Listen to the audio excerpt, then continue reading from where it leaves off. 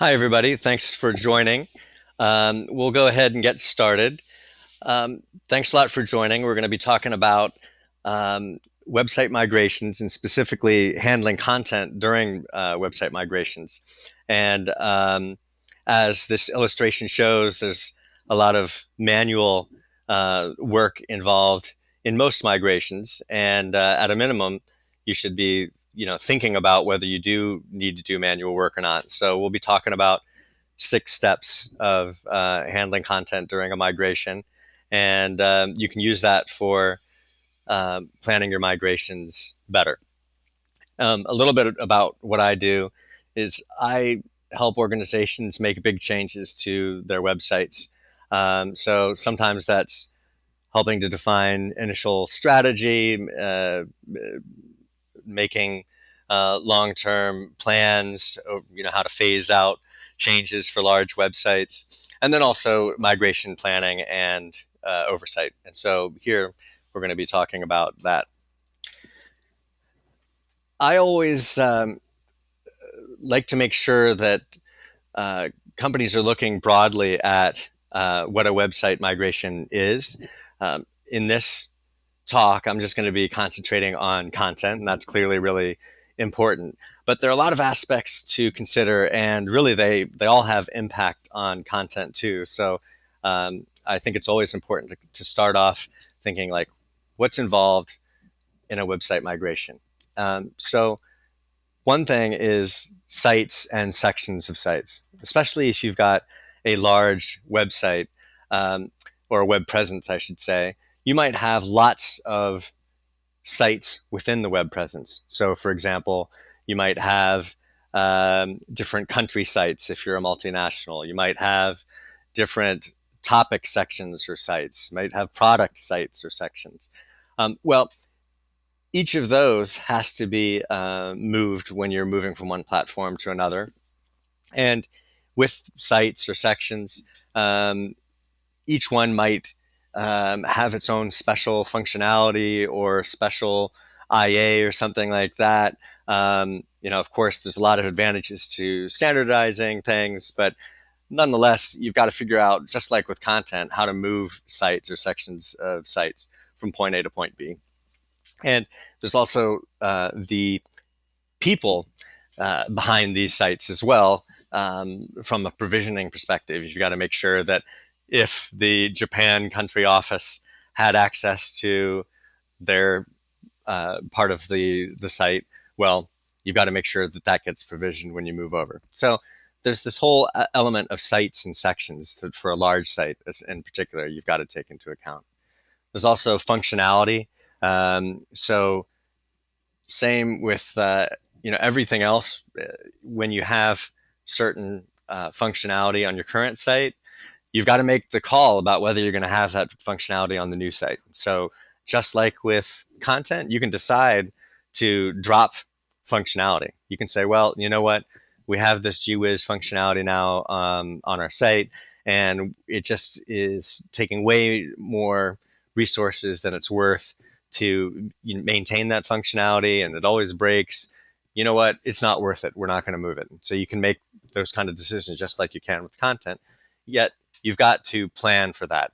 And functionality is also an area where when you're tracking how close you are to being ready to launch, if you're looking just at how much content you've migrated. So let's say you've migrated 60% of the content. Well, you might not be anywhere near 60% done with the project, and so functionality is one thing that has to be tracked.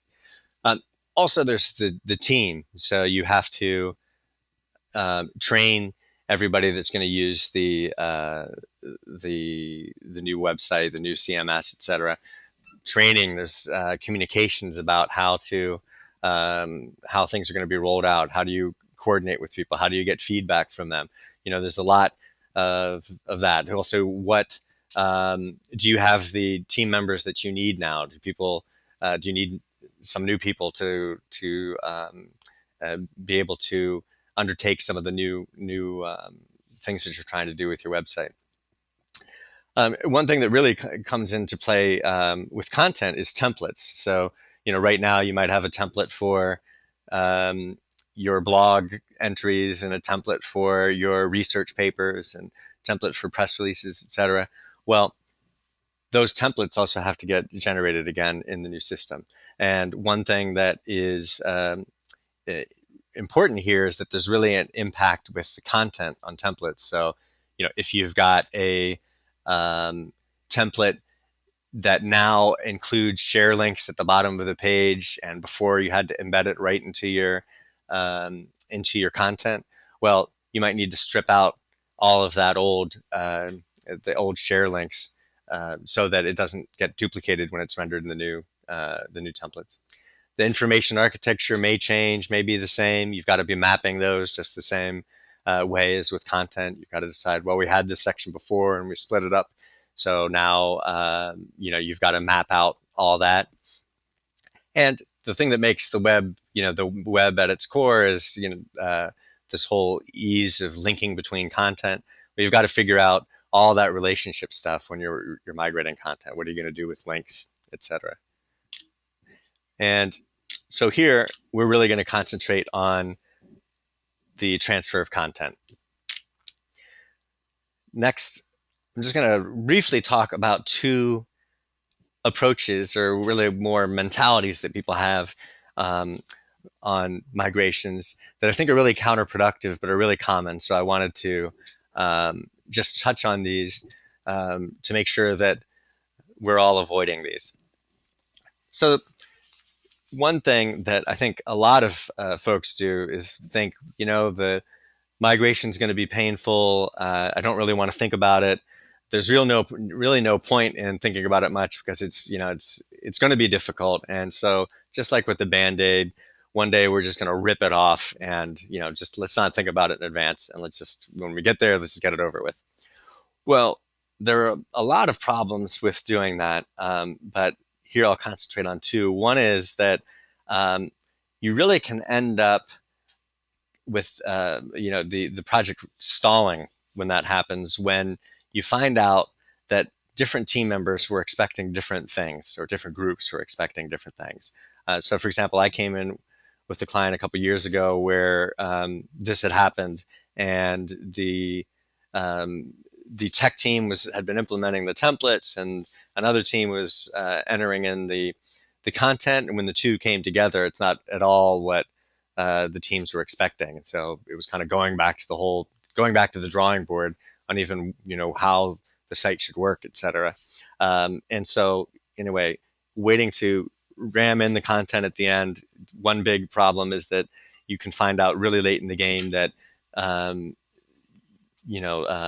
different team members expected different things. Also, another problem with not planning and just ramming in content at the end is that you end up doing what's easy but not what's important. So if you are planning in advance, you can say, well, what's really important is our product pages, and our press releases aren't that important. So we've got to really plan out how we're going to do the product pages. If you don't do that in advance, what can end up happening is you come way to the end and realize, getting these product pages right is going to take a lot of time, and we don't have the time at this point. So we are just going to do the press releases because those are easy, kind of wave our hands on the product pages to get them half decent, and call it a day. And so the problem of doing what's easy versus what's important can easily happen, and often does happen, when there isn't much planning, and it just the content migration is just done at the end. I think another thing, even if people aren't specifically saying, hey, a migration is like moving day, I think that conceptually, this is the way that people are envisioning a migration. And so, you look here, everything's in boxes. It's easy to carry. The guy on the left, it's a box. It's easy to carry. You've got people just carrying down the couch. I don't know if outside of the States, but at least like when you're a student, a lot of times when you're moving, you just rent a truck, and you invite your friends over, uh, have a good day moving, and at the end of the day, pay everybody by having pizza, and it's all great and easy, and it's a fun day. Well, the thing is that even with a move, there's a lot that happens before and after. And it's the same thing with a website migration. For instance, how did everything get in these boxes? So when we're just staring here at this nice picture of moving day, everything's in the boxes and they're easy to carry. So one question is, how did things get in the boxes? Well, that took a lot of time to organize in the first place. And if you're anything like me, you end up with like lots of boxes of kind of last minute just junk that you just are tossing in. And so when you open up, you've then got to deal with it when, it would have been better if you had been able to deal with it before. But then also you've got like the couch, and maybe the couch had a rickety leg on it that you've been meaning to fix for a year. You love the couch, but you thought, well, if we put it in the truck and start putting boxes on top of it and everything, the whole couch might fall apart. So you might have paid to get the couch fixed before you even moved. So anyway, that's all the planning that happened before the move. Then after the moving day, maybe you find out that you had a room that doesn't even have any boxes in it, and maybe you go into one room and find out that some people didn't understand which bedroom one and bedroom two was, and so you've got to start moving stuff around once you're in your house. So um, the migration really isn't just the moving day, and I think that there's too much concentration on the moving day when in a lot of ways that is what's easy. Um, One thing that I find a lot, when looking at LinkedIn discussions or various discussions online, is that someone from, let's say, a Fortune 100 company might ask a question on LinkedIn about how to do a migration, and then someone from a small nonprofit might chime in and give the answer of how they did it, which is completely irrelevant to a massive uh, company. And I think that there, the one of the important things when looking at your migration and planning it is really every migration is really very different. That's one of the things that's interesting to me in doing this, is that you walk in and sure there are themes and commonality and stuff, but in a lot of ways every site is very different in what it's trying to accomplish. And there are kind of two dimensions that I like to concentrate on. There are more, but two big ones are the distance that you're trying to travel, so kind of from where you are now to where you're trying to get, and then also just how big your site is in the first place. Um, and so on distance, um, this is really where from where you are now to where you're trying to go. So if you already have a big team and you've got a big budget and you've already implemented a very sophisticated site, adding some extra bells and whistles when you're replatforming may not be a big deal at all. You've kind of got the infrastructure in place, the processes, the team, et cetera. It's natural to take it a little further. Whereas if you have a very small site and you don't have much functionality and you're trying to add a lot of functionality for the small site, well, that's a far distance to travel. So one of the things that you can do to control your migration is to control the distance you're trying to travel. So if, and one of the things that you can do here is phase. So you can say, well, for phase one, we're going to implement these three things, and the outcome is going to be this, and then we're going to do another phase that's going to have these other outcomes, and that would mean that at each step you're limiting that distance. But at any rate, one control knob you have is controlling what distance you're trying to travel. And again, this is not kind of the absolute where you're trying to get to, it's the distance from where you are now to where you're trying to go. Also, the weight of your site. For now, we can just concentrate on, the kind of raw heft, the amount of content you've got.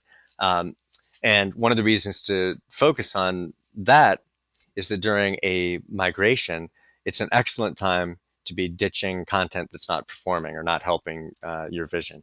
Um, and so when and there's one of the big advantages of um, moving less weight is that it is less work to deal with. Now, Sometimes that isn't true if you've got really regular content and a lot of content that's highly vetted already, and maybe you can do it all automatically and everything's happy. But in general, the more content you have, the more difficult it is to migrate. Of course, outside of the effort level for you, another big reason to limit how much content you have is because it's going to be more focused for your site visitor and allow you to meet your goals better. Of course, every website different, but in general, that's going to be the case.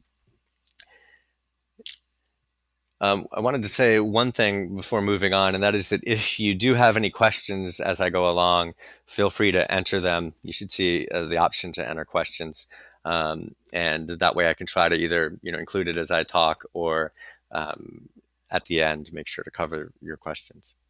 So let's look first at a high level what the 6 steps are here, and then we'll talk about these in more detail as we go forward. Um, so these are the steps that content goes through when it's migrated. Now, um, right off the bat, I'll say that you want to try to limit how many of these steps any piece of content goes through. That's one of the whole reasons to be looking at this. So these are more like candidate steps that content will go through as it's being migrated.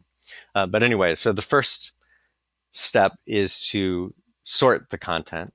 The reason the trash can's there is that kind of one of the, as we were just saying in the previous slides, one of the things that you can leverage in a migration is the opportunity to drop contents, and there are other dispositions too that we'll get to in a second. So there's that sorting step, kind of deciding what am I going to even do with this content. The next step is placing it in the site hierarchy. So as I was mentioning before, if your um, information architecture is changing between your current site and your new site, you have to decide where content goes. So had, um, if before you had 3 different kinds of news items and they're all getting moved over to two new buckets, you've got to decide, well, how are we going to make that split from 3 to 2 go on? Or we used to have news under this other section, and now we're doing this. So when you're looking at a piece of content, you've got to decide, where am I going to place it in the new hierarchy? The next step is editing. So this is the intellectual editing. This has nothing to do with HTML editors. This is where you maybe need to change the messaging of your site, and so you've got to edit some key pages. Next one is the obvious one, that is the moving day, the one that is probably on everybody's mind, the actual move / transform step. And then next we have enhancing. That's where you add tags, etc. And finally, there's QA.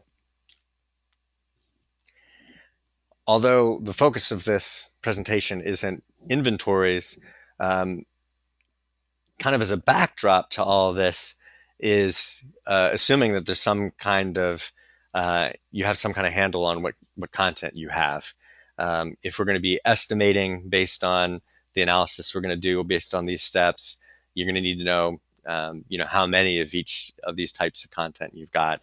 Preferably, you've got a list of your content so that you can sample it to see if the approach that you're considering taking is going to work, and you can sample and look against um, actual pieces of content on your site. So you might want to look at this link here that I've got up here, thinking of how to do a content inventory. And like this guy here in the illustration is, he thinks that he's way up in, I guess, Washington somewhere, but he's left behind a campfire in Florida. And, that kind of thing with a migration happens a lot, where people think they're done with the migration and they're not. And they didn't know that they've got this content. You don't know where you are in the migration, things like that. So an inventory can help in general, and then specifically with the looking at the content handling steps, it can be helpful.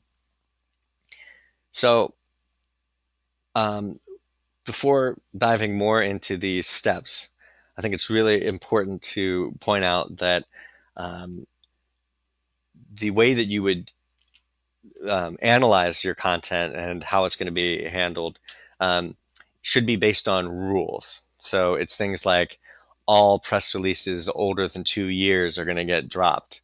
All press releases more recent than 2 years are going to be handled this way, etc. So the idea is that you're sifting through the content in a consistent way.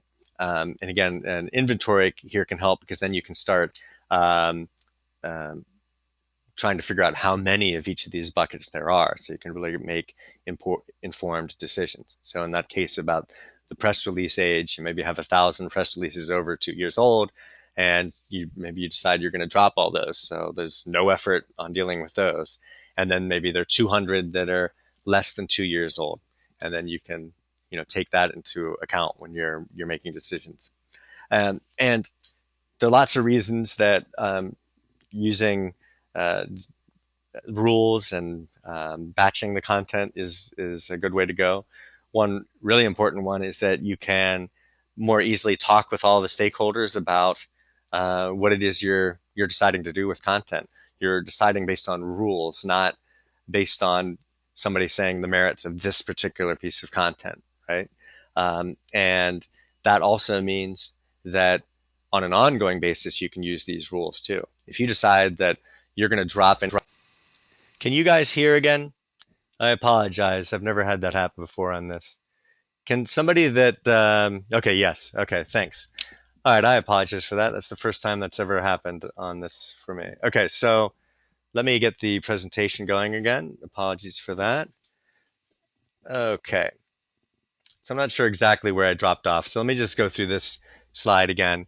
Um, so I was basically saying that you do not want to do all of these 6 steps for each piece of content. If you were to walk away and do that, that would not be good, because is um, that would be being less efficient um, than I think you could be. Because one of the reasons to do this analysis is to decide for each of these buckets, what steps can we skip?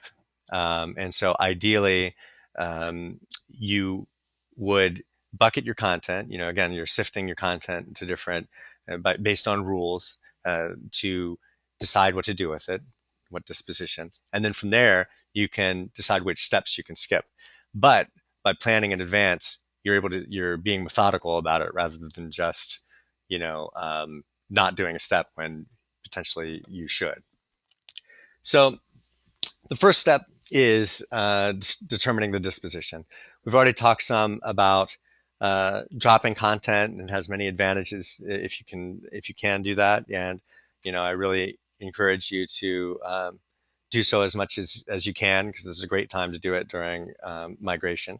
Um, and on the rules, if you go to my slide share on the deck about exploding topic pages, is a good example of like looking at how to use rules and metrics to just drop content. Kind of, one approach you can take is basically set the threshold so low on um, on the content that it's hard to argue why you would keep, like really low page views over the last 6 months or something. It can be difficult to argue against that if you're saying, hey, we're going to drop this content. Also, another disposition would be keeping the content as it is. So instead of doing any manipulation on the content, you could say, you know what, we're going to keep these sections of content as is. And you can also have different kinds of keeping as is. It can be like literally taking the whole HTML as it is, and um, just moving it over from one system to another.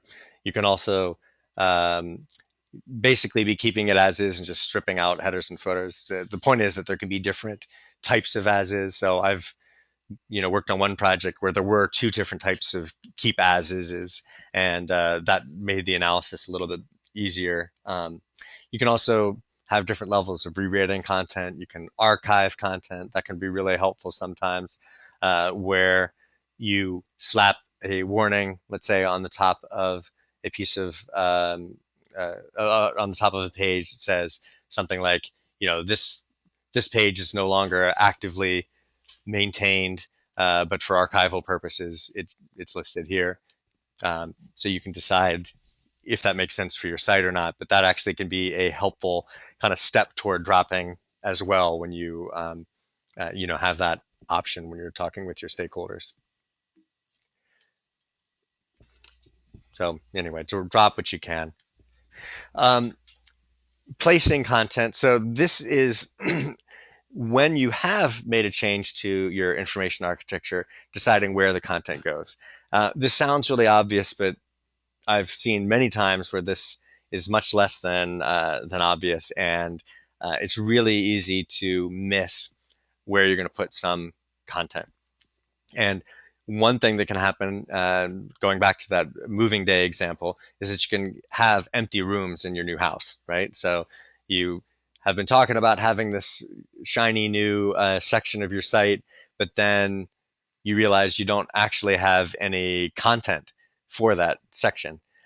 So, um, you know, that we're here concentrating on the migrating part. So content that you already have migrating over. But when you're doing the analysis of where to place content, you can also say, wait a minute, we need content in this bucket, in this section of the site. And so we've got to spend time writing it or acquiring it or whatever. Um, and one thing I would say on this step is that when you're even deciding what the whole purpose of your replatforming project is, it's tempting to say, you know what, this is a big project. We're only going to do this every once in a while. We're going to try to do a lot, and we're going to change the IA. We're going to change the look and feel. We're going to add new features and all this. This gets back to that distance thing. That every time you're adding these things, that you're trying to accomplish, you're making it so that it's harder to attain. And so when you're doing your analysis of how you're going to do the migration, think carefully about that effort of placing the content if you're changing around your IA. Next step is the edit step. And this one, as it says here, really could be done on paper and pencil. This is not about technology at all. And a lot of times, this is an important part of a migration. If you're repositioning your website, or, well, moreover, uh, your company or your organization, and you want to, um, you know, have different kind of messaging or language, well, that's going to have to be written. A computer is not going to do that for you. And so this is an important step to consider because it's also expensive. So as with all these steps, it's not about saying you should never edit, because sometimes you have to. It's about thinking really clearly, since it is a heavyweight step, to do this. Really think, like, what are we trying to accomplish by doing the editing, and is it worth it? And furthermore, you can try to break down um, the problem more. So I was working with a large organization's intranet, and they were planning a migration of their intranet, which was mostly PDFs.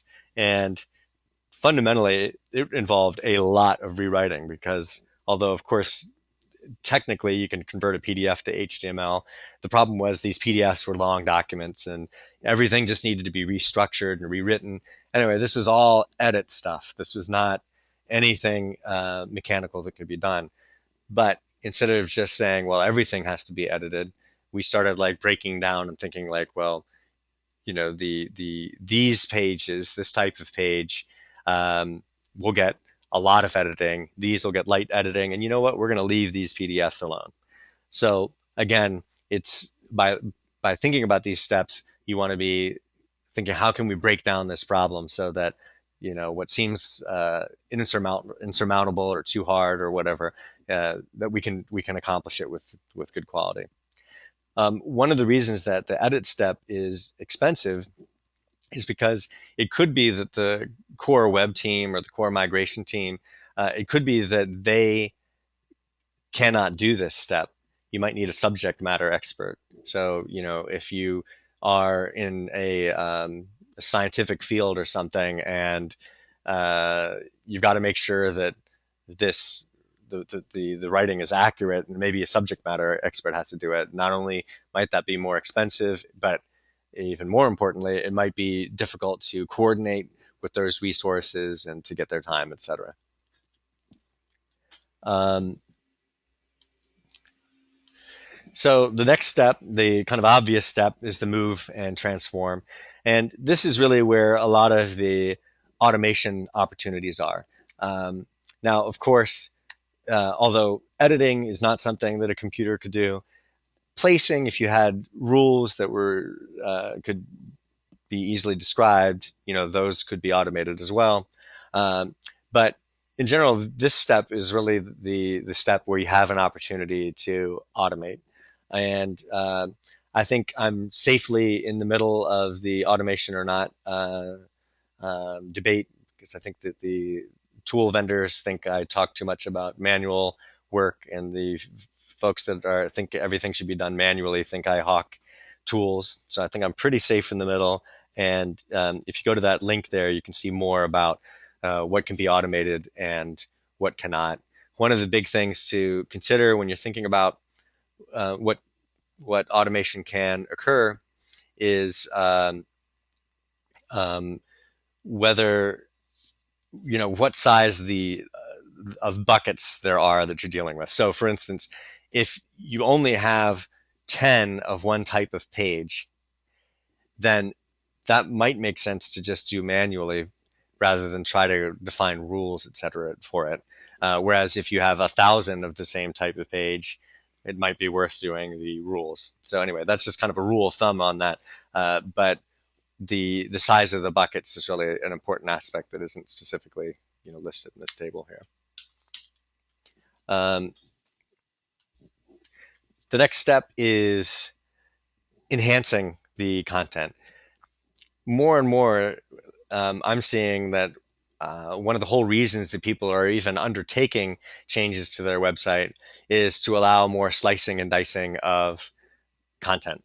So, um, meaning that you can slice by topic and by audience and by, different perspectives on whatever the problem is. Um, well, that all sounds good and highly valuable to the end user, and it's easy to come up with a whiz bang strategy that's talking about that. But one thing that you've got to consider is how are you going to actually tag the content to allow that type of um, slicing and dicing. And so this thinking about this step in particular is really useful very early in your process, um, so that you don't wind up creating a strategy that looks great but can't be implemented. And the point here isn't that you shouldn't have slicing and dicing, but maybe you keep your taxonomy pretty straightforward, and maybe you don't have a lot of different angles, facets that you're considering in your taxonomy to start. One thing I would point out here is that the there are opportunities for automation on applying metadata, but in general, it ends up being difficult to accomplish. Now, if you're in a particular domain, like just kind of standard news, and you want to tag things to Britney Spears versus whoever, well, there are even off the kind of free services that you can use that would do tagging like that. Um, but usually, a website has its own kind of angle on things, and in that case, you probably would need to have a librarian and setting up rules and things in order to do some automated tagging. But at any rate, this one is really an important um, step to consider when you're even looking at what your strategy is, to make sure that what you're shooting for is possible. Um, next is um, the next step is the QA step, and here, chances are you might not need to check every piece of content. The real thing that you want to think about early on is what are your desired quality levels. So one of obviously when you're looking at these steps and you're thinking, how long is it going to take me to do each step, or us to do each step? Um, Naturally, one question is, well, what quality level are we shooting for here? And quality is not about high, medium, low quality. It's much more subtle than that, where you've got to think about things like, well, one of the reasons we're moving into this new CMS is that we wanted to have digital asset management on the images, and um, if that's the case, then you've got to think, well, for the images that are in your current site that are not managed, how are you going to, are you, during the migration, are you going to move those into the digital asset management system and, change the content appropriately? Or are you going to leave the content, the images the way it is now, and then only deal with future content with the digital asset management system? So again, kind of like as with all of these questions, it isn't a yes or no kind of thing. It's not like we want quality or not, or yeah. So you want to think, when you're looking at these steps, think like, what quality level am I going for? How are links within the content going to be handled and things like that, so that you don't wind up with mismatches and expectations. Um, and naturally, there's kind of a iteration that happens here too, because as you um, maybe you start off thinking you're going to have a lot of manipulation of the content to get it perfect, but then when you start estimating the time it's going to take, you might say, you know what, this isn't going to be worth it, and you can then decide to um, change things so that it is possible. All right, so we've got these steps. Why bother? I think that the biggest reason is that you reduce the chance of a train wreck. And train wrecks in these kind of projects happen often. When folks aren't really planning the migration, and it's more of the band-aid kind of philosophy. Um, Things go wrong late in the project. So when you look at these 6 steps, and you're thinking about the quality levels. What are we trying to attain? How much content do we have? How much time is it going to take? All these things really help everyone get on the same page and reduce the chance of a train wreck. One of the things that I do more and more is really early give a wild estimate of uh, effort and talk about these kind of things with clients. Sometimes it's just like a one-day workshop, just to try to get everyone on the same page of what is being attempted.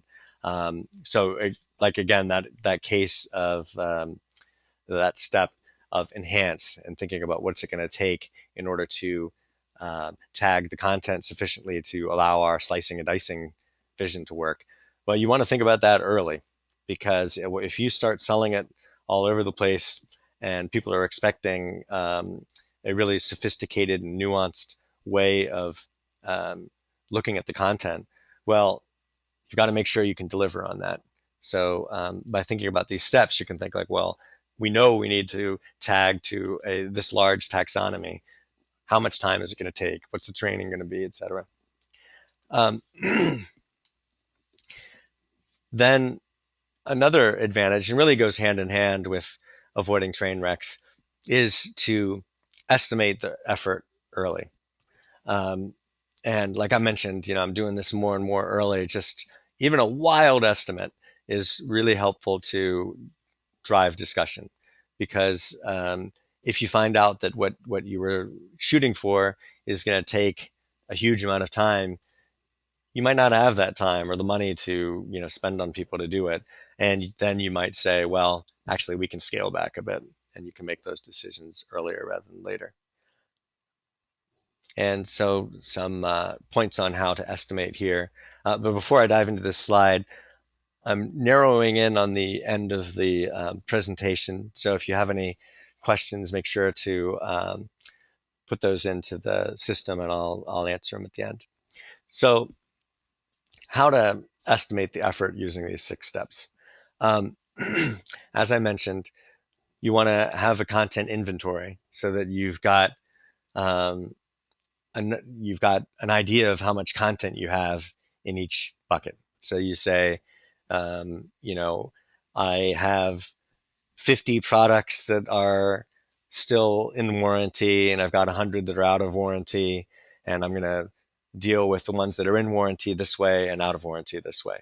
And maybe you have, um, what did I say? Like 100 that are out of warranty and 50 in warranty, let's say. Well, then for the ones that are in warranty, you look at the different steps and you say, well, there's no time to sort because we can just look up in our database whether something's in warranty or not. So there's no decision about sorting. And the placing, maybe you say, well, we're not changing the IA, so there's no time for um, deciding where to put um, the the product in the new IA. So that's 0. And then maybe you say, well, for editing, we're really going to be pushing these 10 products. So for those 10 products, we are going to be editing, and we think it's going to take like 4 hours for each one to really edit it well. And then maybe you say the moving and transforming isn't really going to take much time. It's all structured. And maybe you say we're not going to enhance it. And for the top 10, we're going to be also QAing by another team for an hour each. Well, then and just to use that example of the 10 most prominent products, you said, well, we're going to spend an hour, 4 hours to edit and an hour to QA each one. That's 5 hours times 10. That's 50 hours for those 10. And then you back off for the next 40 down. And then for the outer warranty ones, you decide. And you come up with an estimate of the effort level. As I mentioned before, you might quickly say, well, hold on, these numbers we're coming up with are gargantuan. I mean, this is just stratospheric. We're not going to spend this time. Well, then that naturally then means that you need to circle back and think about the quality. And, maybe you were thinking about doing everything manually, but even let's say you've got 1,000 pieces of content and you assume it's going to take, let's say, a quarter hour each, 250 hours. You don't have that time. Well, then you have to say, well, is there content we can cut? Is there content we can automate more? Is there content we can um, do a little bit less massaging on?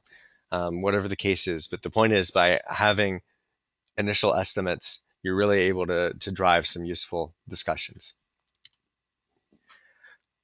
Um, Another big reason to do an analysis against these steps is to avoid going backwards. One of the least efficient things you can do is end up touching the same content multiple times or more than you need to, right?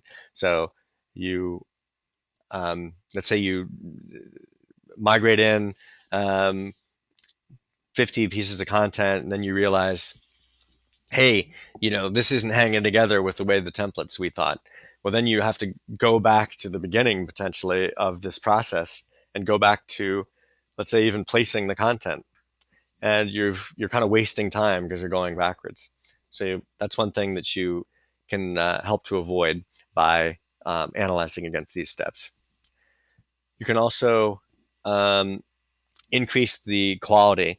And even more specifically, you can increase the quality that matters. I mean, that's one way that I look at this. So, you know, as we were saying, when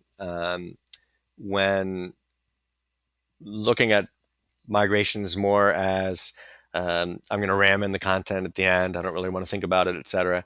You end up giving things that are important short shrift as far as quality is concerned. So if you're thinking in advance, and like that top 10 product example, if you're really thinking about those in detail in advance, you're probably going to increase your overall quality, at least on the pages that matter. So that's it. Thanks. And if you have any questions, put them in. I hope that looking at these steps can help you tame your large website elephant. And check out the migration handbook if you haven't already.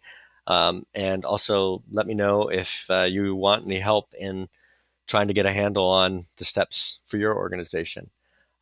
So if anyone has any questions, please put them in. I'll give a little bit of time for putting in questions. Um, and I'm not sure if anyone's putting in anything. Usually they're questions by this point. Um, well, if there are no questions, I will be posting. Oh, here we go. Here's a question. Um, all right, what CMSs do I work with? Uh, I I work with a lot of different CMSs, so I don't really have any. I don't have any favorites or anything. I work with a variety of CMSs. A lot of what I do isn't so much, as far as migration is concerned, dependent on one CMS versus another. I also have done a lot of CMS selections, usually partnering with the Real Story Group. When I do that, they've got excellent analysis of different CMSs. So uh, I don't have strong feelings of one CMS versus another. It really has to do with fitting against what you specifically need, your organization specifically needs. So you want to start with, defining the use cases and then making sure that you evaluate your CMS against those use cases rather than like a checklist or something like that, or what your friend's using or whatever. That said, if for smaller sites, sometimes you can, you don't necessarily need to go through um, a big selection process. All right, another question. What are clients' main concern generally? Um, I find that really varies widely, so I don't really have anything specific there. I mean, I think that actually one issue is that, again, since people aren't necessarily really thinking about their um, migrations and until the end, it's more, I think a lot of organizations are not concerned when they should about the migration so that they can, better plan for it. So I don't see any, I find that each client is uh, very different. All right. So now another question, tips for getting involved early enough in the process to ensure there's time to do the analysis and planning. Yeah, that one's hard um, because one of the issues is that really kind of the way the industry works, where um, a lot of times people quickly move to selecting their integrator, and then the integrator really is going to be um, pushing more for obviously how they know how to do things. So it's kind of like it's um, out of the gate. Um, um, you're kind of buying into a process that it's kind of like maybe the horse has already left the barn, almost the way that a lot of these projects go, where there isn't that much opportunity to think like, hey, what are we even going to accomplish? One of the things that I would recommend, though, is that organizations more often include migration in even the RFPs that go out, and to be considering when you're getting responses from potential vendors, to think to ask them questions about migration, and also to indicate in the RFP, what the migration requirements are. So, an example recently with a client was when we put out the RFP, there was a lot of detail about the migration, and so that meant that um, we were able to evaluate different potential vendors against their their migration um, expertise, And also it helped during the actual implementation because it was quite clear what was needed early on. So there was no discussion about expectation mismatch or anything because it was right there in black and white. So I think that including migration in RFPs as part of a broader RFP is important too. But that can be a hard one, is how to get involved early enough in the process to ensure there's time to do the analysis and planning. Um, I would recommend that the doing an initial estimate, wild estimate early, is extremely useful. So even if it seems ridiculously early to do, I would recommend trying to estimate that because it's so concrete. It's not just saying like, yeah, we want a better site or something kind of generic. It's very specifically saying, because you're saying you want to do X, Y, and Z, this is what the effort level is going to be, and then therefore, you can really drive discussions from there. So thanks a lot. I think that's all of the questions, and I'll also be assuming the recording worked. Since I had the technical difficulty, I don't know. I'll also be posting a recording of this webinar. So thanks a lot, and good luck with your websites.